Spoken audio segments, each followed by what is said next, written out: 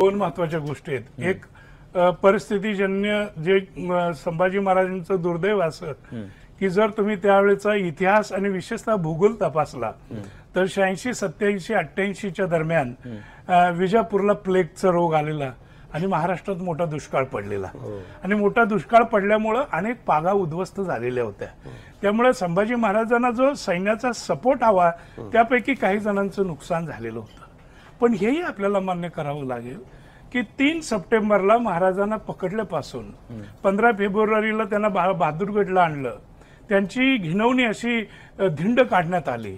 11 मार्चला त्यांना तुळापूरला तिथे भीमेकाठी ठार मारण्यात आलं कवी कलश सोबत। या 35-36 दिवसामध्ये कोणीही मराठी असोत ब्राह्मण असोत कोणीही औरंगजेबाला आडवं गेलेलं नाही किंवा 500 माणसं गेली आणि 1000 माणसं गेली संभाजीराजांना सोडवण्यासाठी मेली असं अजिबात घडलेलं नाही।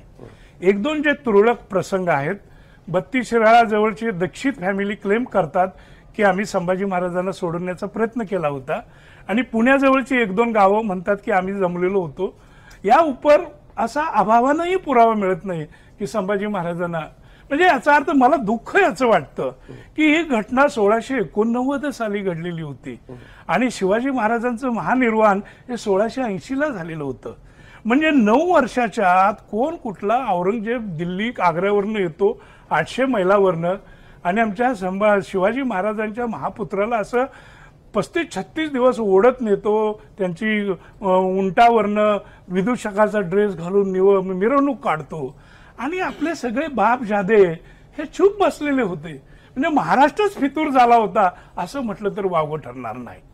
आणि त्यामुळे आपण फार काही आता शिवाजी आणि संभाजी महाराजांच्या नावावर टेंबा मिरवण्याच्या पात्रतेचे आपण आहोत सर्व जाती धर्माचे लोक असं मला बिलकुल वाटत नाही। त्याच्यात आमचे वाडवडील पण आहेत, ते पण सगळे फितूर आहे महाराष्ट्र। की ज्या वेळेला जगातल्या मोठमोठ्या सत्तांनी नेपोलियन बोनापार्टला कैद करून एका बेटावर नेऊन ठेवलेलं होतं आणि ज्या वेळेला नेपोलियन बोनापार्ट सुटून आला त्या फ्रान्सच्या किनाऱ्यापासून पॅरिस पर्यंत लाखो लोक त्याच्या पाठीमागणं होते, चलो पॅरिस चलो पॅरिस म्हणून। अशी जर 5-50 गावं पेटून उठली असती औरंगजेबाच्या विरोधात तर कुठे जाणार होता औरंगजेब? पण हे नाही आपल्याकडं दुर्दैवानं। आपण फक्त जय म्हणतो, प्रत्यक्ष रणामध्ये आपण उतरत नाही, आपण फक्त बाता मारतो। जे लोक, म्हणून मला म्हणायचं आहे की शिवाजी महाराज आणि संभाजी महाराजांचा अभिमान दाखवणारे सर्व जाती धर्माचे जे लोक आहेत त्यापैकी प्रत्येकानं किमान 10 तरी किल्ले चढून बघितलेले आहेत का? मी 250 किल्ले चढून बघितले। रायगड सोडा, रायगडावर फक्त आता रोपवे आहे, कॅमेरा आहे म्हणून तुम्ही जाऊन पटकन येता, इतर किल्ल्यावर चढून दाखवा ना। राजगडवर किती जण गेलेले आहेत, तुंगवर किती जण गेलेले आहेत।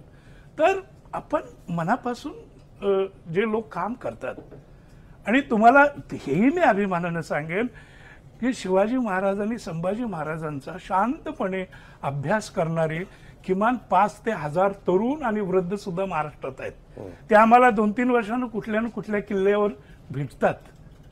त्या डोंबिवलीचा सुरेश वाडकर याच नावाचा एक शिवभक्त होता, त्याचं स्वप्न होतं की रायगड आपण 1000 वेळा चढून बघायचा आणि प्रत्यक्ष त्यानं 1300 वेळा रायगड चढून बघितलेला होता आणि रायगडाशी तो एवढा एकरूप होता की तो तिथे गेला आणि शिटी मारली की रायगडातले पक्षी यायचे, त्याच्या याच्यावर बसायचे, खांद्यावर बसायचे, काही साप त्याच्याबरोबर खेळायचे, इतका तो त्या रायगडाशी तल्लीन झालेला होता। असेही लोक आहेत ज्यांचं मनापासून प्रेम आहे, त्यांना मतं नको आहेत, त्यांना सत्ता नको आहे, ते खरोखर शिवप्रेमी आणि शंभूप्रेमी आहेत।